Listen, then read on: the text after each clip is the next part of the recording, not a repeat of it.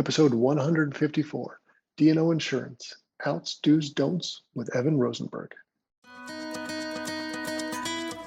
And even if you are doing everything right and something just goes off the rails a little bit through no bad management decision making, just happens, it doesn't mean you're not going to get sued. But if you're doing all the right things and you're documenting and you're disclosing, that's a very good defense. It doesn't make the defense cheaper, but it does make it better. Hello, and welcome to this episode of Boardroom Bound. My name is Alexander Lowry, and this is the podcast dedicated to intentional leadership in the boardroom.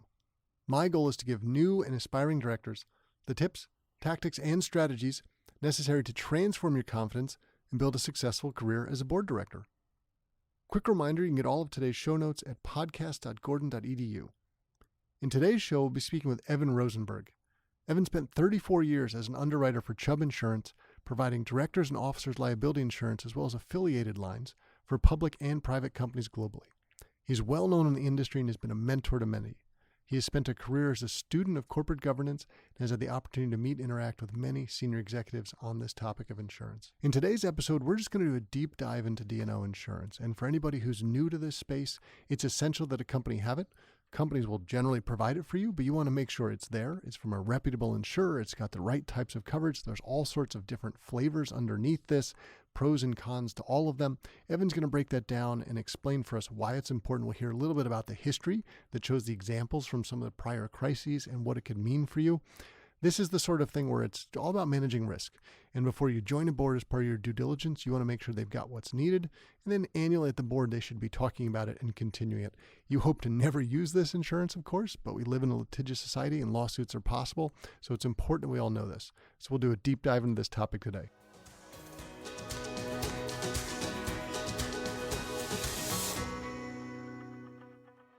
Before we jump into today's show, I'd like to share a message from our sponsor about director certification.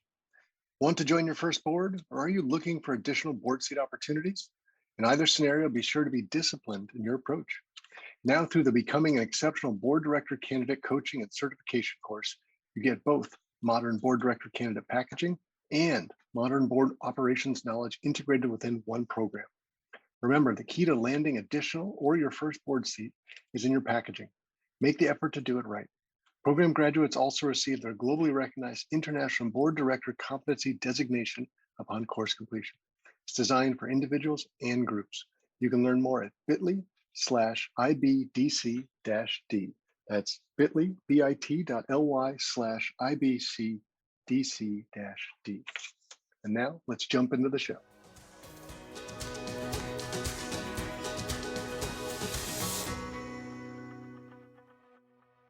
Evan Rosenberg, welcome to the Boardroom Bound podcast. Thank you, Alexander. I'm very excited to be here. Now, we were joking before the show started that generally at a cocktail party, you're probably not the person that people are thinking I want to seek out and talk to insurance the whole time, but I would challenge that because this is a great topic for our audience and our people would love to have that detailed conversation. So it'll be great that you and I get to have that today. Looking forward to it. And perhaps we can just set the scene. So becoming an expert in D&O, so for someone who's still new to that, directors and officers liability insurance, which we abbreviate into D&O, someone who's new to that space, it sounds daunting, it's complex. We're going to talk through all of the side options today and all those details.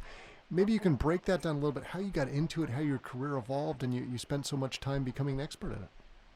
I'd like to kind of start, my career started at Chubb not as an underwriter, and I decided that it was more important for my career to find a place that provided financial stability, long-term growth, and something a little bit more interesting than being an operations supervisor.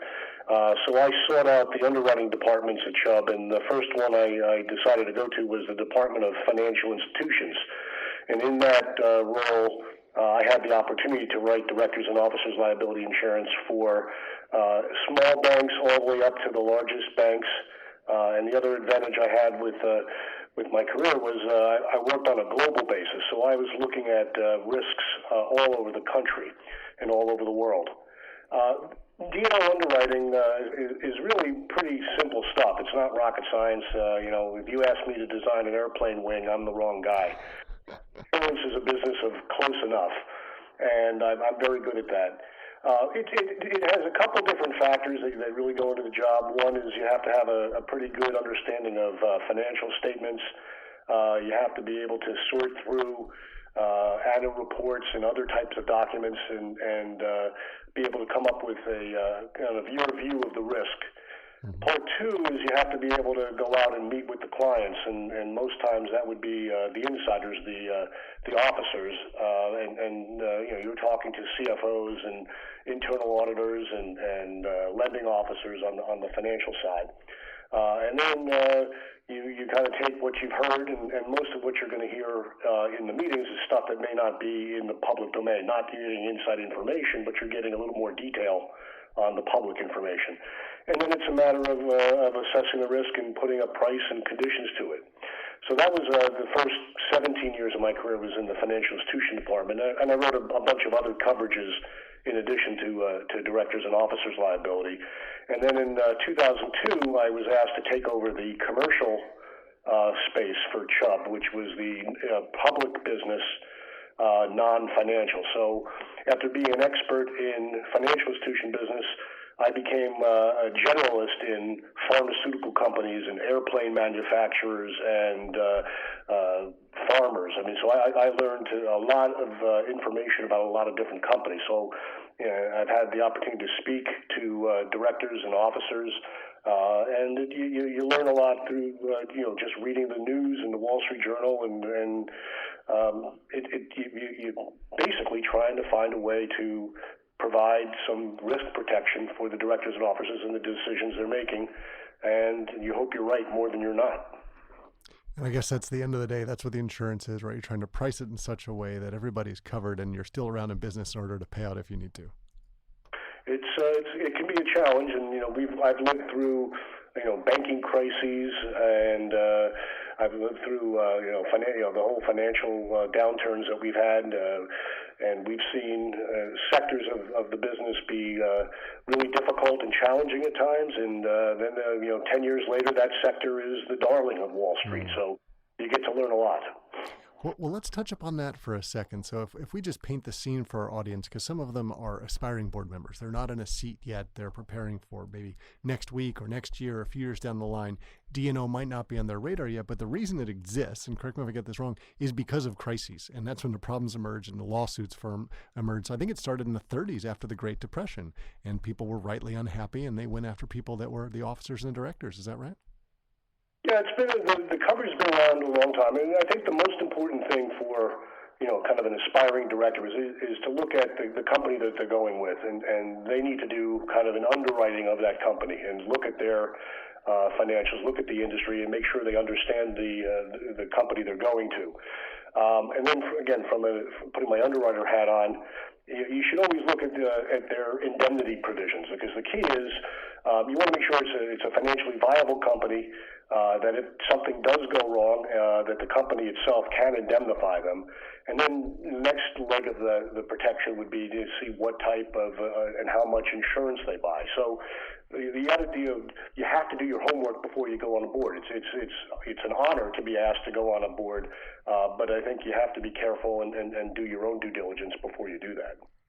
And let's just sort of paint the scene with a little history for examples of why that fits, right? So we are living in quote unquote good times. It's been one of the longest non-recession periods that we've seen.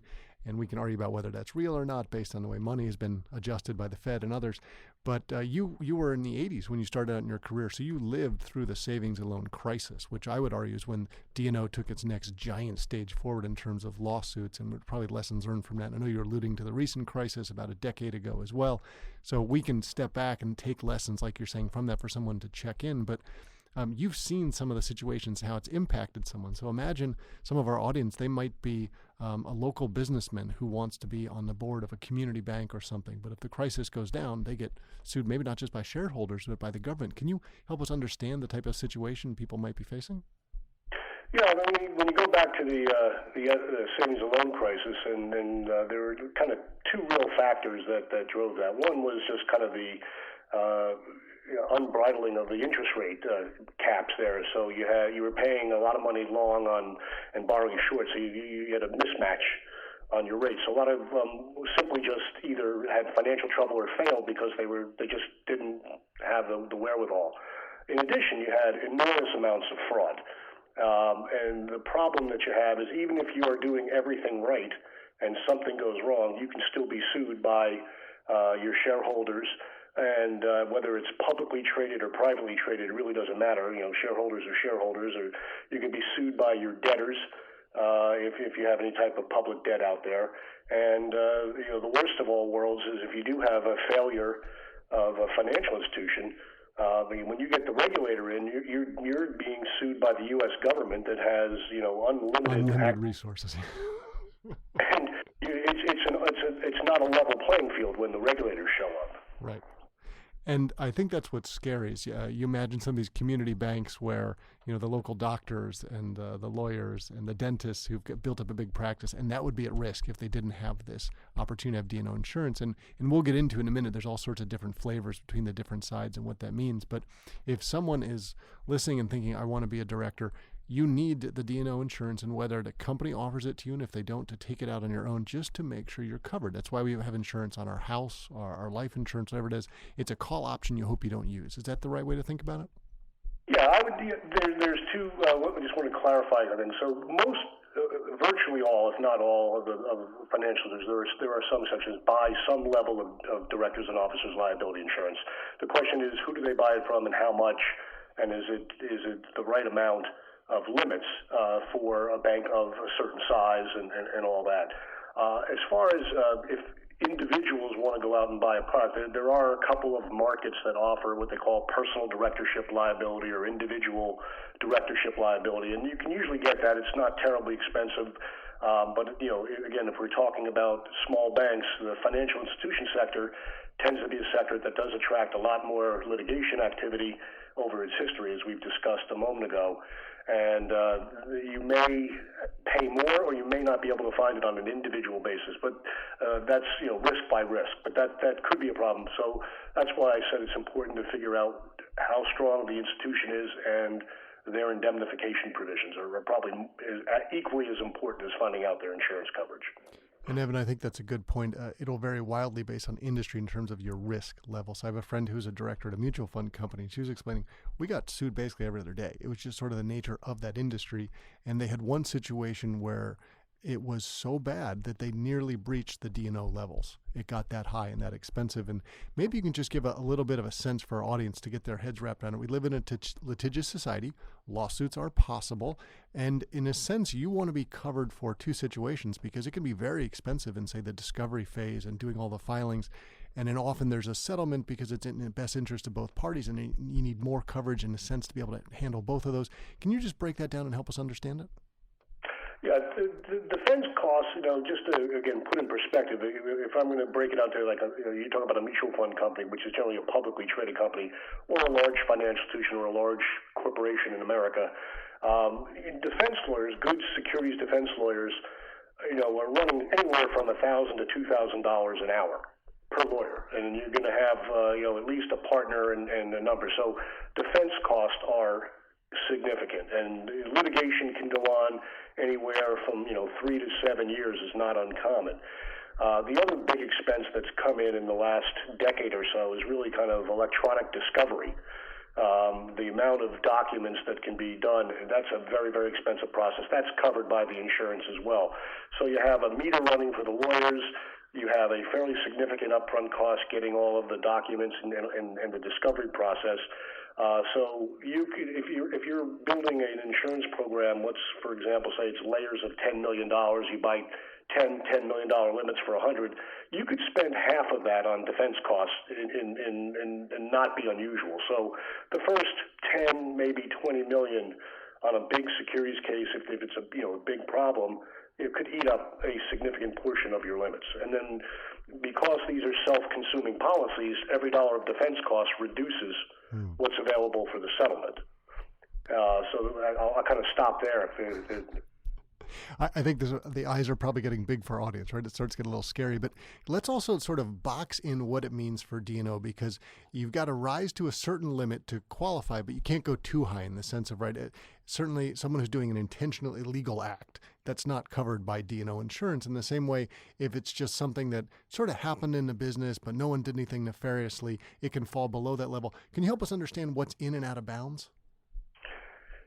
I'll give that a shot. I think if you have a certain situation where an individual at the company is a bad actor, the coverage will, it's a high bar to throw that person out from defense costs. If they are finally, convicted and there's no appeals, that person is out of coverage. But the other people within the organization are generally going to be covered. There are some exceptions for, depending on what level of that person, the bad actor is, may impute some coverage to others. So there is some protection for the innocent parties, if you will, but the ability to push people out early in the process is kind of gone away. There's a lot of enhancements to the coverage over the 34-year career that I was involved in that really does try to protect the individuals. And that's really what the D&O is for. It covers the directors and officers. It covers the corporation for its own liability and a securities claim. And I'm talking about publicly traded companies here for the moment.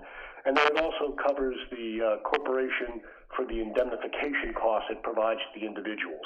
So it's a fairly broad coverage, particularly for securities claims, which are the largest number and most significant problems that the publicly traded companies will face.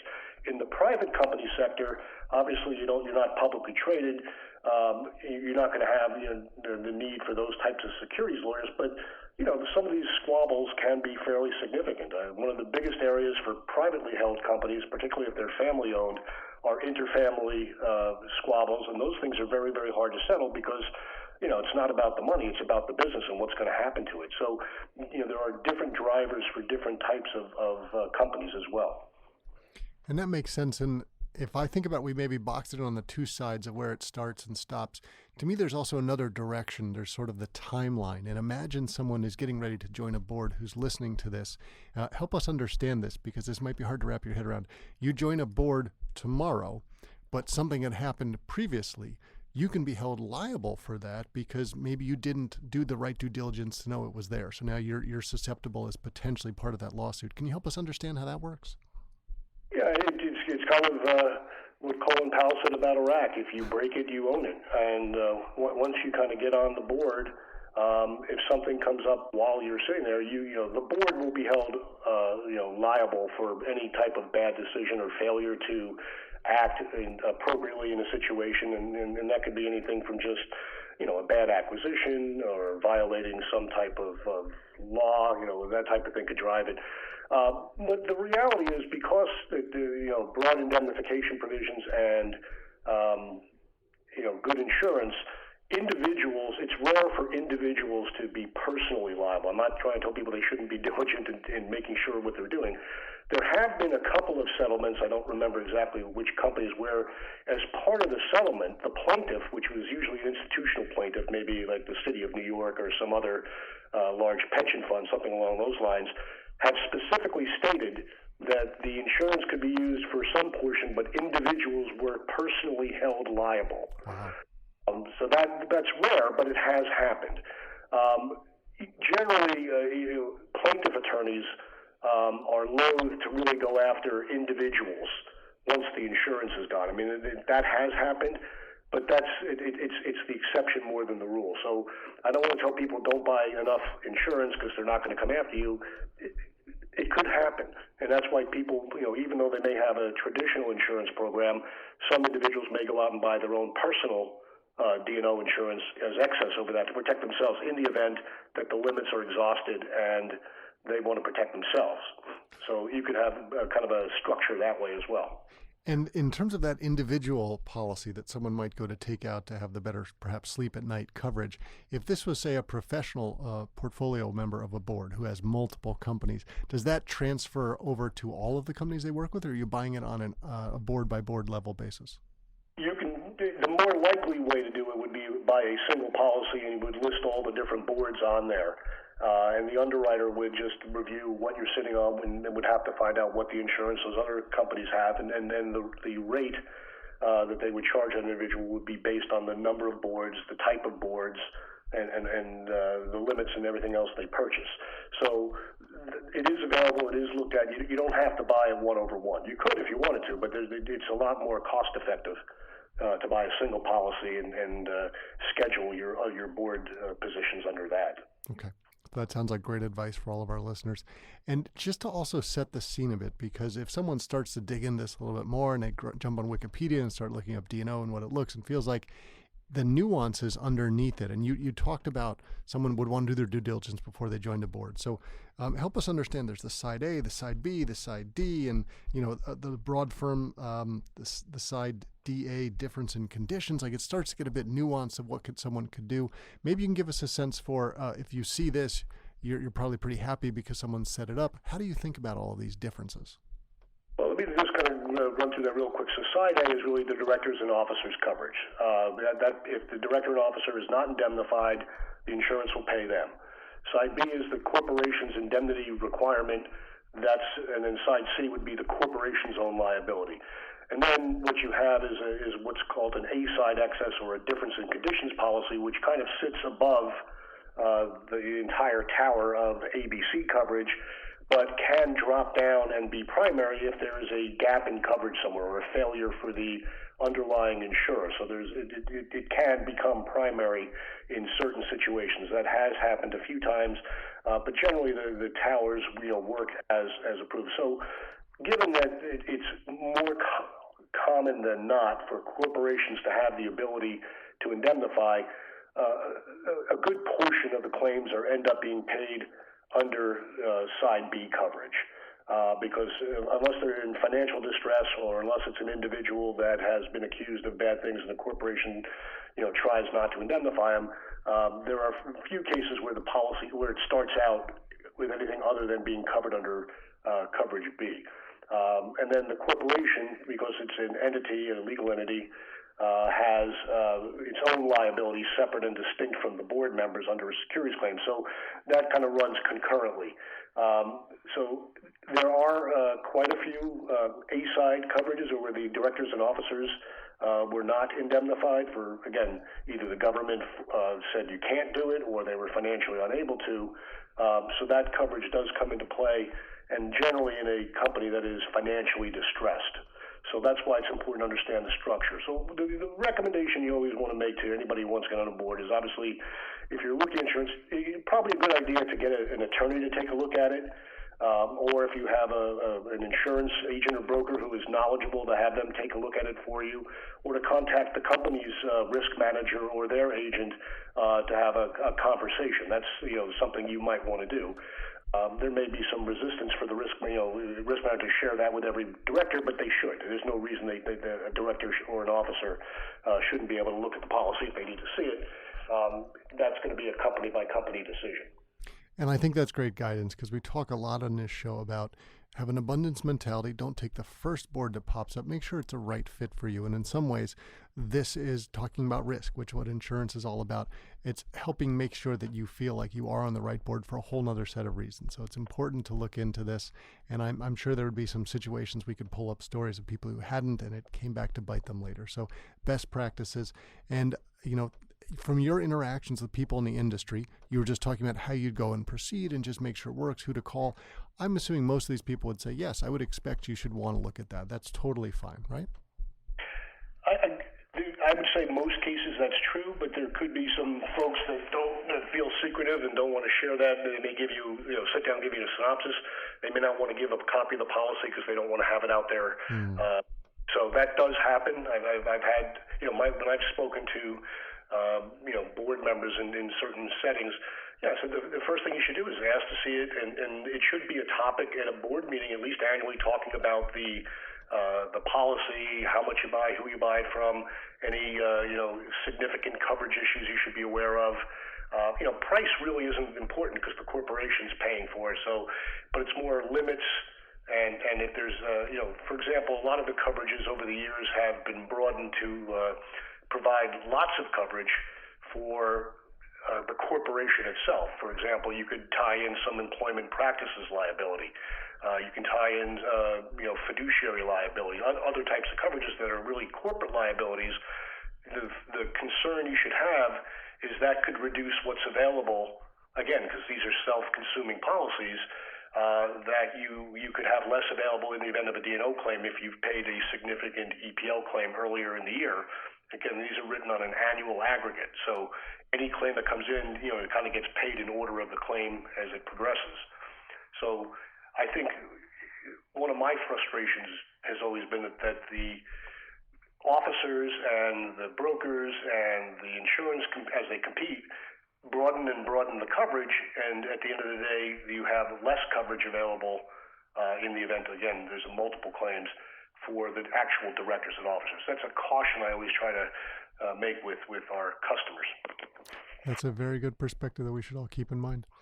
I feel like, Evan, you've given us so much information here, but I just want to assure our listeners that imagine you're joining a great company with a solid financial position that's doing right by its employees, its business, its customers, and it wants to attract good directors and bring the right people in. That's why they get this good, solid provision, and they have the insurance covered, and in theory should want to share it with you because they want you to know it's okay to join us. We're taking care of all those things. We just need the good, right people and who are smart to be in our boardroom. Is that the right way for people to think about it generally? I think that's correct. And at the end of the day, corporations, because they want to attract the best people and people with skills that round out the board and make it a better run company, certainly will want to provide the highest level of indemnification allowed by whatever state they're domiciled in, as kind of item one, and then are going to purchase the appropriate amount of insurance based on size and industry. So and there's no reason why they shouldn't have a conversation and allow director and their agent or lawyer to review that and ask questions. I mean, it's to their advantage to make sure the board member is happy and comfortable. That makes sense. So, Evan, I feel like this has been a non-typical issue of the Boardroom Bound podcast, but one that is so essential for all of us to know. And I appreciate you sharing all that inside knowledge you've accumulated over decades of being in the industry, seeing the good times and the bad times and how it's grown and evolved. And we're just trying to empower our audience to make sure they know the right questions to ask, the way to set themselves up, because at the end of the day, you really don't want to worry about this stuff. You just check it up front, make sure it's okay. And as you said, it should be annually looked at, but then you're going about doing your job. And assuming everything goes well, hopefully you'll never have to think about this again. Yeah, if you're running a good company, you're ethical and you have good procedures and you've got good people and you've got open dialogue at the board level, you're transparent to your constituents, you generally are going to be in good shape. Now, having said that, there is a professional plaintiff bar that's there. And even if you are doing everything right, and something just goes off the rails a little bit through no bad management decision making, just happens, it doesn't mean you're not going to get sued. But if you're doing all the right things and you're documenting and you're disclosing, that's a very good defense. It doesn't make the defense cheaper, but it does make it better. I'm just thinking about how we can conceptualize insurance, and I will draw back on what my derivatives professor at Wharton for Business School told me. He talked about, so he rooted for the Washington football team, and he would talk about if they were playing the Giants, which is my team, he would put a small bet on the Giants, with the philosophy being that if his team won, he didn't care that he lost a little bit of money betting for the other team, but if his team lost, he felt a little bit better because the other team won because he'd made a little bit of money on it. And he sort of said it jokingly, it's like, this is a call option. I hope not to use it with the Giants winning, but if they win, it makes me feel a little bit better. Maybe that's a little bit of a way we can think about this. Yeah, I mean, most people, go through without ever using the insurance, but the other side of the coin is when you do have a claim, you want to make sure that the insurer is, not only financially able to make the claim payments and deal properly with the customer, but there's a willingness. And so it's really key to find out who your insurer is. And again, as part of your due diligence, to make sure that it's a reputable firm. Most of the firms that I've competed with over the years have been fine. I mean, occasionally there could be, specific issues which cause a problem with the coverage. But generally, having the insurance, doing the right thing, the outcome is usually either covered by insurance with very little personal liability, if any at all. Okay. Well, Evan, I feel like we have all raised our knowledge of insurance today. I feel like I could now go to a cocktail party and have a mini conversation about this, enough just to be dangerous and sort of explain the basics and probably get the eye rolls and they move on to the next person. So I'd love to just appreciate you and thank you for sharing your insights and your wisdom with us on the show today and helping all of our audience to be more boardroom bound.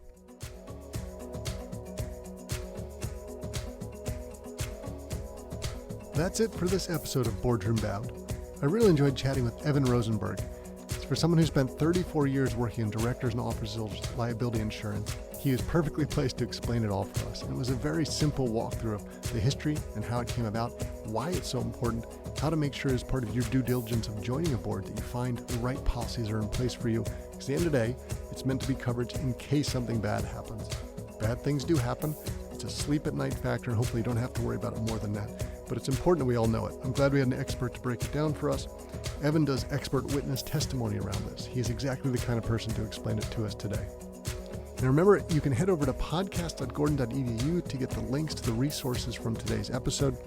And if you enjoyed this episode or any of the other ones that you've heard, I'd really appreciate if you would open Stitcher or Google Play or iTunes, wherever you're listening to this, and just take 30 seconds to leave a rating and review. And this is the best way that we get out word about the show. I'd also encourage you to stay subscribed and tune in every week because we're working hard to bring you great quality content like we had today. So thanks for joining me on this episode of the show. I can't wait to share more stories and strategies from brilliant business minds with you again next week. Remember to keep tuning in to be Boardroom Bound.